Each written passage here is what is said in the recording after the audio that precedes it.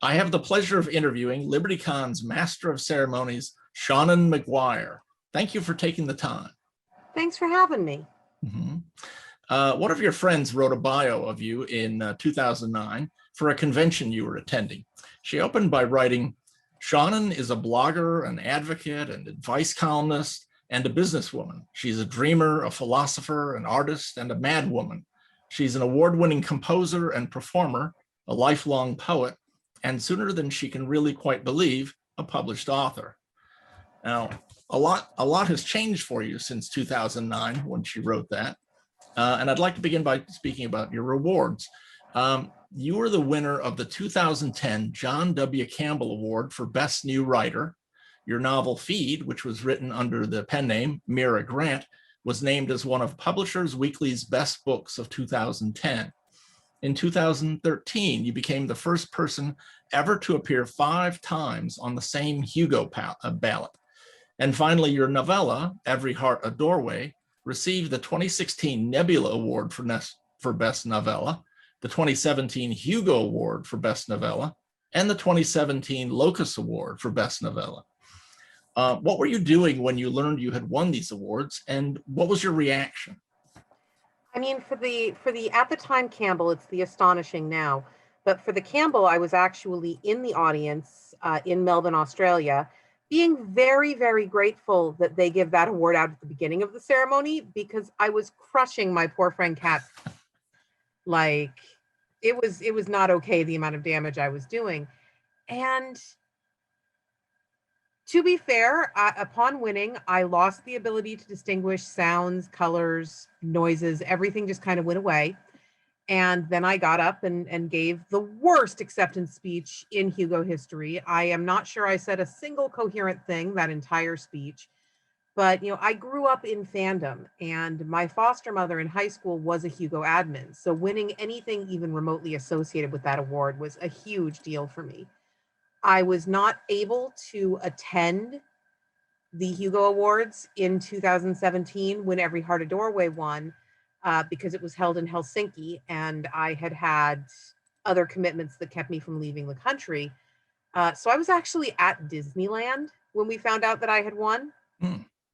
And we proceeded to scream and jump up and down in the line for Pirates of the Caribbean, trying to time it so that I would be on the Haunted Mansion when my category came up, and I'd find out when the ride finished.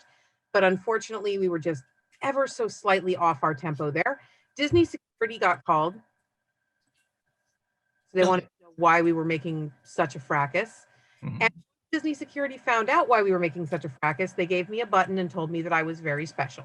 So that was okay. The Nebula, I was actually at the Nebulas that year, and Kat Rambo, who was at the time the president of SIFWA, had joined me at my table. And she is lovely. I adore Kat.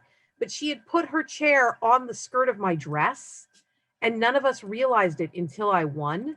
So I stood up and went down like a tree. And everybody thought I had passed out. So that was a fun time. Okay. Afterward, did it change anything in your life or your career? I mean, it depends on the award. The Nebula changed my being able to say that I had never had to smuggle a 6-pound block of lucite onto a Southwest Air flight. But, on the whole, while awards are very important and very special, and they do get you some exposure, they don't necessarily change your career. You want them to. Before you've won one, you think, oh my gosh, if I can just win a Hugo, I'll be a best-selling author and everything will change forever. And it sadly does not work that way. I actually kind of wish it did, because, it's a difficult process to go through. It sounds like a good problem to have, but there are so many stresses associated with going through the awards process that it would be kind of great if your reward for surviving the awards cycle was, and now you're a best-selling author and everything is perfect forever. Is just not how it works. Okay. Which of your books gets the most comments or feedback questions from your readers? Whichever one has come out most recently. Okay. Which was the most difficult to write?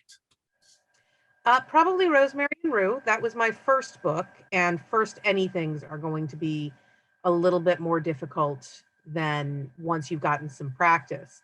So that was the first really long hike I went on. And after I had gone on a hike and seen what it was like, and can you actually do this? Can you survive it? Then every other one got a little bit easier from there. Mhm.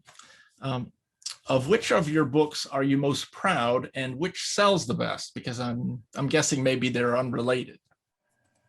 I mean, whichever I've finished most recently is what I'm most proud of, because that's proof that I can actually still do this. And whichever one sells the best tends to vary from moment to moment. Hmm. I could say right now that probably my best-selling book is Angel of the Overpass, because we're recording this on Thursday and it came out on Tuesday. So right now it's got the highest performing numbers of anything. Over the length of the books, I don't really know. That is the kind of information I intentionally do not keep track of because it would drive me crazy. Okay. You write urban fantasy novels under your name, and under the pen name Mira Grant, you write science fiction and horror. Are there any downsides to working under a pen name? Not that I have found. I Mm-hmm. mean, I do very occasionally get accused of lying when I say that I'm Mira Grant, which is a new level of frustration. When it's like, well, if you Google Mira Grant, literally my picture is what you find. Why are you calling me a liar, person who has just met me, for claiming to be a well-selling but not barn-burning science fiction author? It's not like I'm going, oh, I'm secretly Heinlein, Mm-hmm. but Yeah.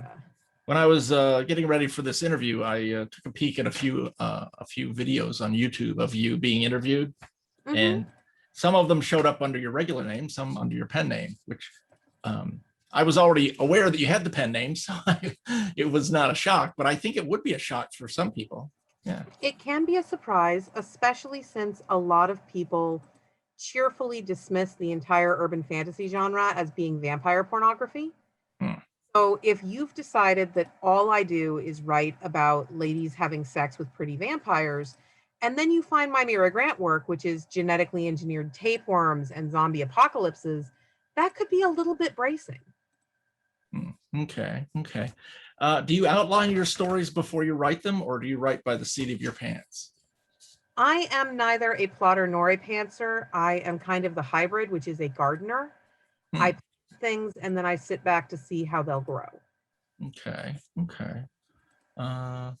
This may sound a bit random, but one of your friends wrote about you the curious line, "The CDC knows her name. If you're lucky, They maybe do. she'll tell you the story." Will you tell us the story?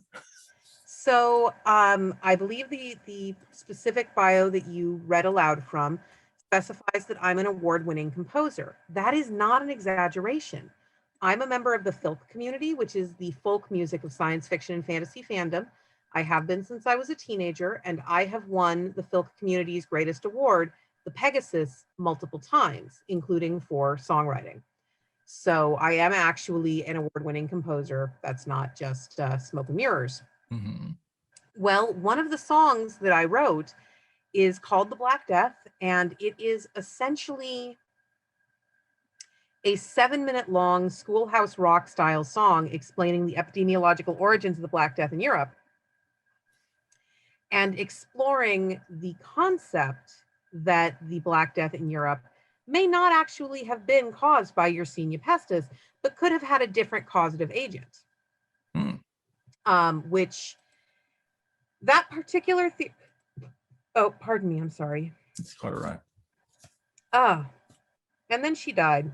Oh, don't do that. That particular theory has been somewhat disproven in recent years. There are still people who advocate for the idea that the bubonic plague was not responsible for the Black Death. I am actually one of them. I think that it may be more nuanced than the scenario I present in the song, but I also think that Yersinia pestis, even with an enhanced infectivity, does not explain either the transmission path or the virility of the Black Death in Europe.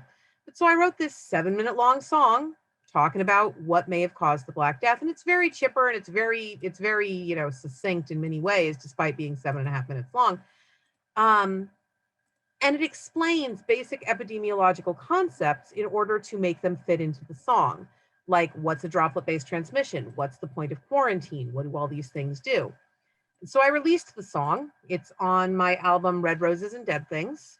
And it got spread around, and various people picked it up and liked it because it was this explanation of various epidemiological concepts, some of which are easier for the layman to grasp than others.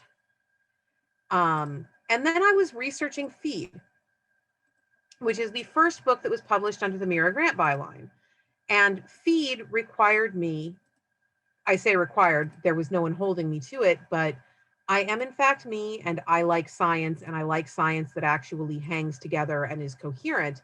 So in order to write Feed the way I wanted to write it, I had to talk to some epidemiologists. I had to speak with doctors to be sure that I was actually presenting a zombie apocalypse that was as close to realistic as it was possible for a zombie apocalypse to be. And so I called the CDC. I cold called the CDC and said, "Hi, my name is Seanan McGuire. I am writing a book about the zombie apocalypse. Do you have any doctors that would like to speak to me?" Well, actually, no, I just said, "Hi, I'm writing a book about the zombie apocalypse. Do you have any doctors that would like to speak to me?"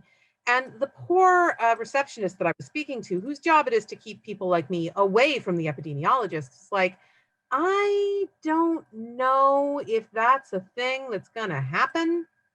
Maybe you should go do something more productive with your time." Okay, cool. "But can I leave a number just in case one of your epidemiologists wants to talk to me about zombies?" Mhm. But yeah, okay, fine. You can leave a number, just go away. I said, "Okay, my name is Seanan McGuire." And you could literally hear her sit up straight. She went, "Wait, the Black Death girl?" And I'm like, "What do you mean?" And she says, "You wrote that song about the Black Death, didn't you?" And I'm like, Yes, I did." "Prove it." "How?" "Sing." So I started singing the Black Death song to the CDC steno pool over the phone. And at the end of the song, I discovered that she had put me on speaker, so I really had been singing for the entire CDC steno pool, which was a little bit bracing. And she took my number, and a week later, my first consultant called me, and I was able to start the process of developing a epidemiologically practical, biologically feasible zombie virus. Okay. Okay. It kind of begs the question, how did you develop these theories? I mean, how did you have so much interest in the Black Death that you came up with this idea that there's an alternate explanation for what Oh, caused it? it's not my theory. Mhm. I love diseases. Just I find them fascinating. They don't make a lot of sense biologically speaking from the perspective of a mammal. They're Mhm. interesting. They've been with us since the beginning. They move through our populations. They shape our world. And I just love them. They're terrible things. They kill people. I don't love that. But I like to learn about diseases and what diseases do. And I read a book, which is how so many terrible things start. But I read a book called The Return of the Black Death, the World's Greatest Serial Killer, which was explaining at great and intimate length how the bubonic plague does not actually make sense as the causative agent behind the Black Death in Europe. And it's looking at things like the epidemiological archaeology and anthropology of the time period, the records that we have and the records that we don't have, and just really picking apart all of the theories that we have for the way that this disease spread and originated and all of that fun stuff. So I found the book just absolutely enthralling. I still do. It's a very solidly researched piece of work. It's what we call pop science. So it's not science fiction, but it's written for the layman. And most of the time, if you want to learn about a scientific field that you are not super acquainted with, I'll recommend starting with the pop science. Go find something that is written to be accessible to teenagers even, and give that a hit. And then if that makes sense to you, you can start using the indices from that to move on to more academic works on the topic. And that way you don't lose interest while you're still doing your research. Okay. Okay.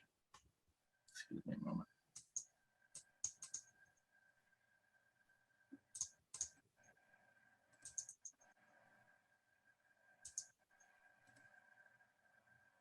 Okay. Let's see. Have any of your characters surprised you? Perhaps a minor character grew in the telling into a main character, or vice versa, a character that you had imagined as a main character developing into only a supporting character? Oh, constantly.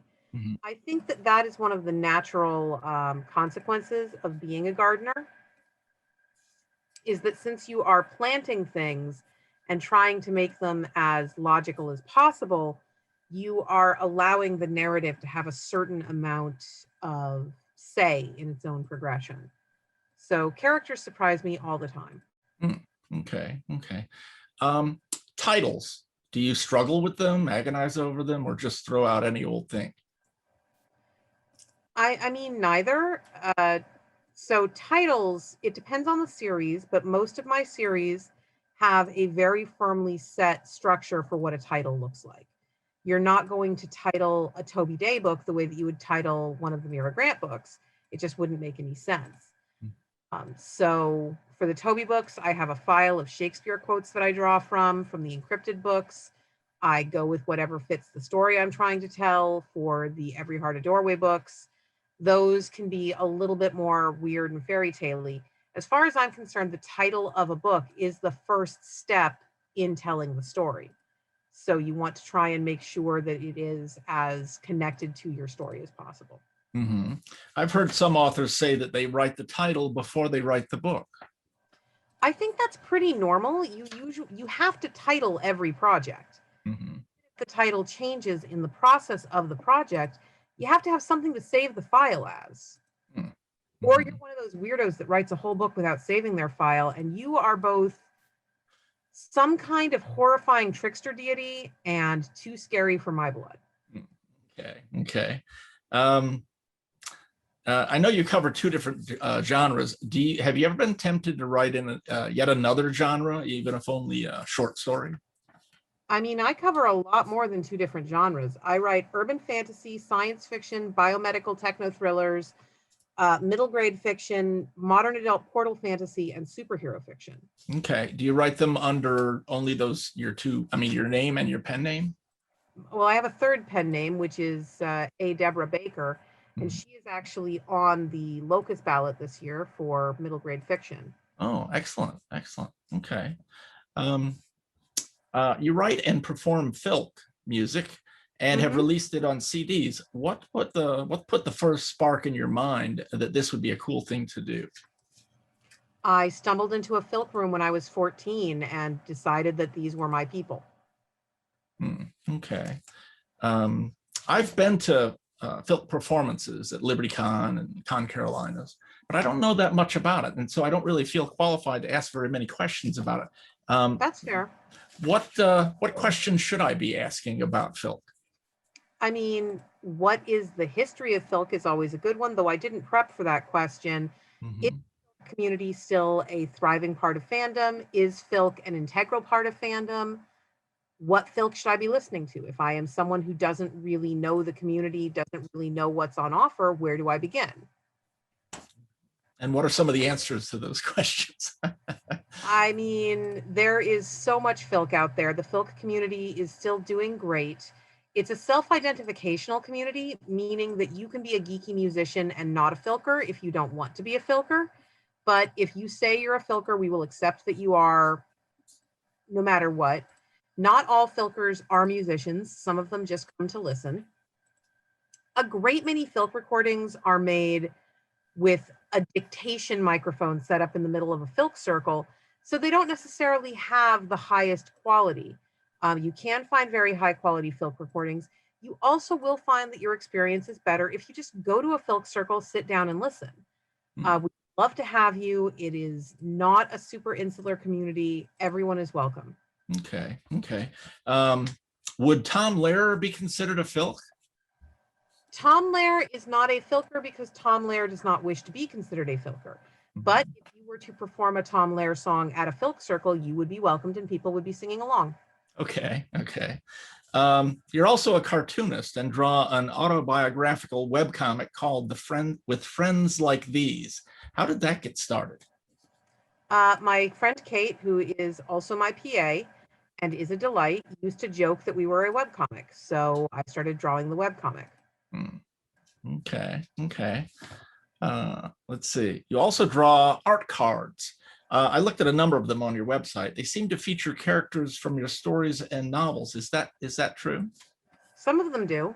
Hmm. Okay. I mean, the majority don't, but some do. Ah, okay. Um, there was a lot of them that were, I guess you'd say, fantastical creatures like Oh yeah. centaurs, mermaids, things like that. I like drawing mermaids. It makes me happy. And if I'm not a professional artist, which I'm not, I don't see the point in drawing things that don't make me happy. Ah, okay, okay.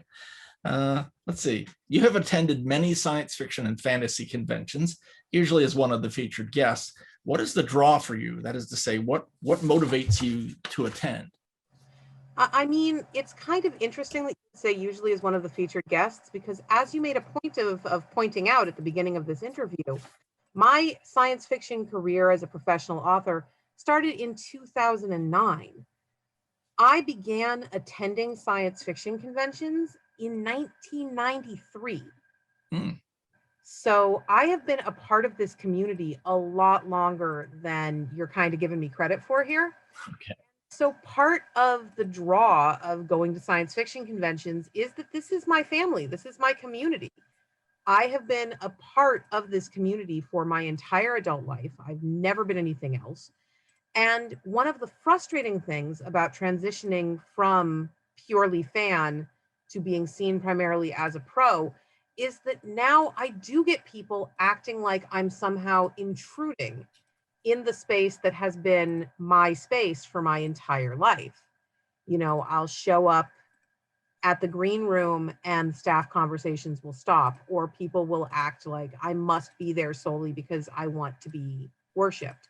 It's like, well, no, I'm here because the dealer's room is the best place to buy dice, and I would really like to buy some dice. Why are you being so mean? I don't know. Okay, okay.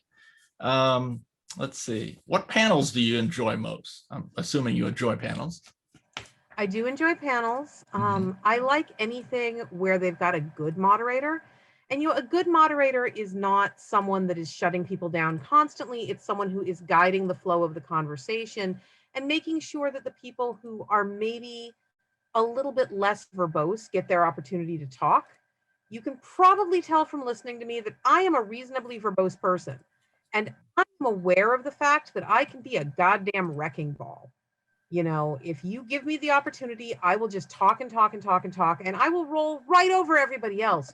So I need a moderator who is aware of their panelists and can say, we've got Sean in here. She doesn't really require a lot of prompting to get her to talk, but we've also got Bob.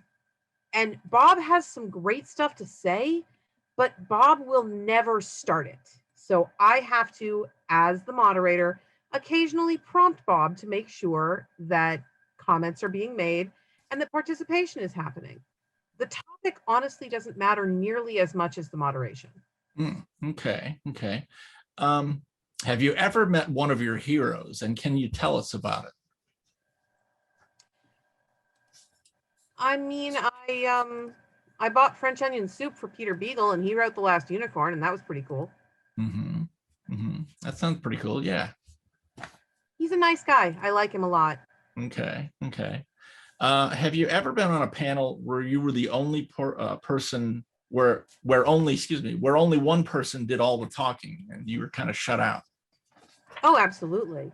Mm-hmm. I mean, I know I just said that I can be a wrecking ball, but even a wrecking ball can be outclassed.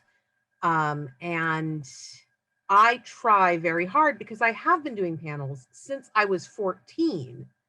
I try very hard not to be that asshole that you come away from the convention being like, well, I just never want to sit on a panel with her again. Especially if my moderator is not stepping up and doing the job that I think they should be doing, I will hold myself back. I will open space for other people. And I've been on panels where I was doing that and one of the other panelists really was not. And like, that's okay. That's not your job as a panelist. That's the moderator's job. The fact that I have stepped up to do part of the moderator's job doesn't change that fact, but it can result in me getting trampled. Mm-hmm. Yeah. Yeah. Um, this is a fishing question. Have you ever been on a panel from hell? Oh, quite a few. Okay. I did a convention. I don't remember which one. I got really, really sick at the end of it. But it was one of the Southern conventions. I'm sorry, I really don't remember which one. Where I was put on a panel with a dude who had been a moderately successful science fiction writer in the 70s and was absolutely convinced, no matter what anyone else on the panel said, that the way he remembered the business working was the way the business still worked. And it was not. He was giving factually incorrect information to that audience. Hmm. I'm not just talking like we disagree. I'm talking straight up, you are telling people things that will harm their careers, that will harm their ability to feed their families. You need to actually like step back and acknowledge that maybe the market has fucking shifted since 1963, my dude. Mm-hmm. Mm-hmm. Okay. Okay.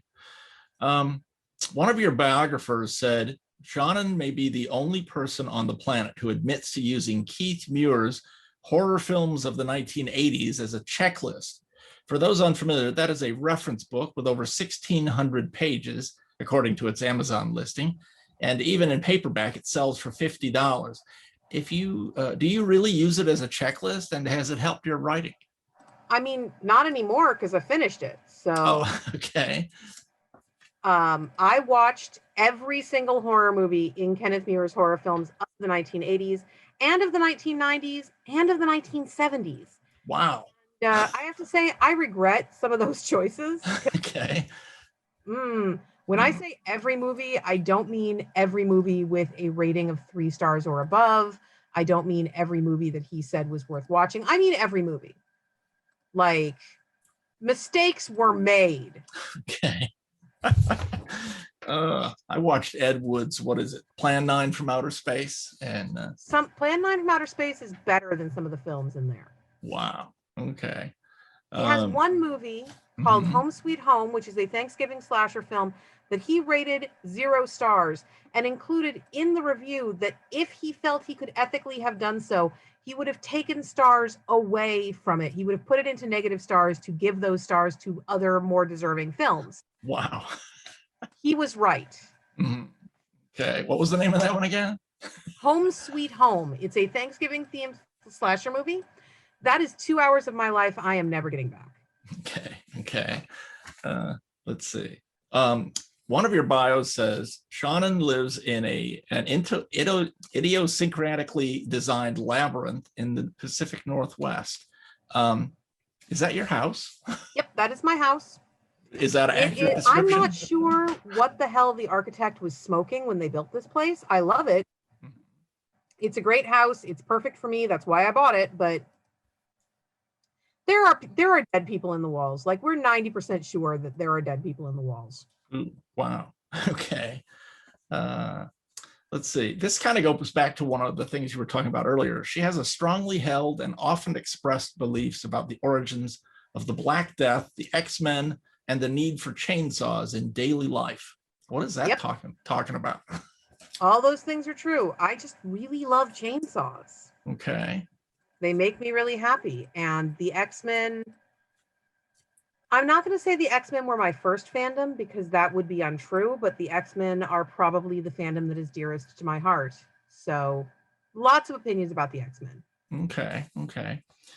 Someone else wrote that your interests seem to include swamps, long walks in swamps, and things that live in swamps. Yep. I am very fond of swamps. Okay. Not very many swamps up in the Northwest, is there? Are there? I live less than a quarter mile from one. Really? Okay. Yep. That's another reason I bought this house. Ah, okay. Okay. Horror movies, strange noises, musical theater. Musical theory, that's a interesting item on the list. Musical theater is one of my favorite things. Okay. You know, the last good trip I had in 2020 before the world shut down was to New York for my birthday, January 5th. I am so grateful I took that trip. And it was because a musical I truly love, The Lightning Thief, was closing on my birthday. So I decided, you know what? I've got a really busy year ahead of me. I've got like a billion conventions, but I am going to take 5 minutes to myself and I'm going to fly to New York on frequent flyer miles and I'm going to see the closing performance of The Lightning Thief. And I think I would have lost my mind in 2020 if I hadn't done that, but I had that memory to hold on to, and that helped me a lot. So I saw The Lightning Thief's closing performance, and then I bought myself a matinee ticket to Beetlejuice and saw Beetlejuice the musical, and that was my 2020 birthday. And it's the only good 2020 birthday story I know of. Yeah. It sounds like you were pretty fortunate to squeeze that in just in time. Oh, yeah. Yeah. Let's see. Reality TV. Is that something that you like? You enjoy reality TV? I know a lot of people do. It depends on the reality TV. I really enjoy So You Think You Can Dance. I like dance programs. I like cooking shows. I don't like cooking, really. I am probably the most boring eater you will ever meet in your life. But I like watching people who understand food put food together. Okay. Comic books. Is that another big enjoyment for you? So I write for Marvel, the comic book people. They publish the X-Men. And so anywhere that the X-Men are is always and forever going to be a big thing for me. Okay. But you don't write for the X-Men series, probably. Sadly, not right now. Is it something you're hoping for? Yes, very much so. I have written for the X-Men. I would like to write for the X-Men again. I am very hopeful that Marvel will see the wisdom of giving me back the X-Men. Okay. Finding pennies in the street? Yeah, actually, that is a big thing for me. So that's kind of shorthand around here for the idea that you can make the choice under most circumstances. 2020 was obviously a bit of an exception for pretty much all of us, but you can make the choice to either be happy and be excited about things or be completely miserable all the goddamn time. And I would rather be happy and excited. So if I find a penny in the street, I am genuinely, theatrically, sincerely happy about it. Excellent. I find something cool if I see a neat bug, if I'm down in the swamp and I hear a frog. Street pennies, it's all little moments of joy that you can choose to accept from the world or not. Okay. Venomous snakes, or excuse me, venomous reptiles. So I was a dual major at the University of California, Berkeley, go Bears, in folklore and herpetology. Interesting combination. Yep, that was what I wanted, and it was what I could get. So I studied fairy tales and reptiles, and that was kind of my thing. Still pretty much is, but I just love venomous reptiles. I don't own any. I don't want to own any. I have slightly more common sense than that, but it's what I do with my spare time. Okay. Okay, one of your bios says, surprisingly enough, she finds time to take multi-hour walks. You like getting out in the world, out in nature? I do, and I like walking, which is odd because it feels like an absolute waste of time anytime I start walking. Where are you going? Are you going somewhere? No, you're not going anywhere. This is stupid. Stop it. But as soon as I actually get into the flow of I am taking a walk, I'm going for a walk now, I just love walking. I love the relatively low impact act of picking up one foot and putting it down and going somewhere that you weren't before. Okay. It says you blog regularly. That is less accurate than it used to be because LiveJournal shut down. But back when LiveJournal existed and we had a straightforward, simple to use blogging platform, I was basically blogging pretty much daily. That was kind of a goal I had set for myself. And what did you blog about? Everything. Essays about fandom, about gaming, about life, about the world, whatever was happening. Okay. You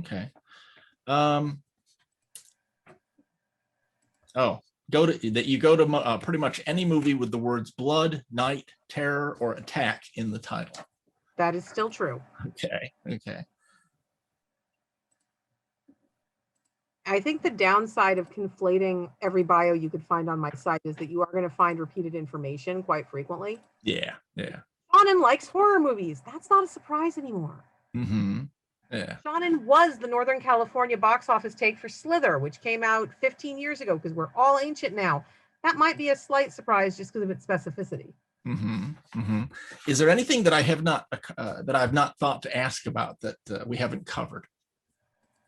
I don't know. I mean, there is so much world out there. It's really hard to say. Mm-hmm. I collect Generation 1 My Little Ponies. That is a thing that periodically confuses people. They'll be like, what do you mean? That's how you spend your time and money and what? Well, I've run out of questions, so I appreciate you taking the time for the interview. It was great stuff. Thank you. Thank you for having me.